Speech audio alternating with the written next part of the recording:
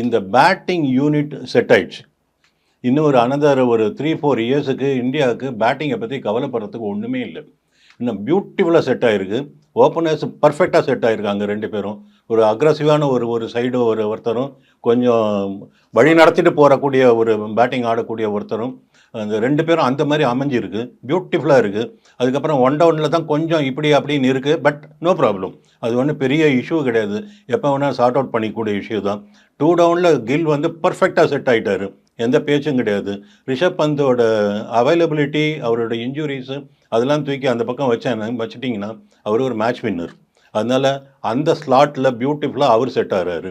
அடுத்த ஸ்லாட் நீங்கள் பார்த்தீங்கன்னா ஒரு பேட்ஸ்மேன் வரக்கூடிய இடம் அது. இப்போ நீங்கள் வந்து 2 ஆல்ரவுண்டர்ஸ் அந்த இடத்துல ஃபிட்டின் பண்ணி கொஞ்சம் ஒரு மாதிரி கன்ஃபியூஸ்டு ஏரியாவாக இருக்குது. கன்ஃபியூஸ்டு இன் த சென்ஸ் எல்லாருமே பர்ஃபார்ம் பண்ணுறாங்க, அதுதான் கன்ஃபியூஷனு. கன்ஃபியூஷன் யூஸ்வலாக எப்படி இருக்கும்னா, இவங்களுக்குலாம் சான்ஸ் கொடுத்தோம், இவங்க பர்ஃபார்ம் பண்ணலையே, ஒரே குழப்பமாக இருக்குது, திருப்பி அவங்கக்கிட்ட கொடுக்கலாமா வேண்டாமா அப்படின்னு யோசனை இருக்குது. அப்படிங்கிறதுல தான் ஒரு குழப்பம் இருக்கும்.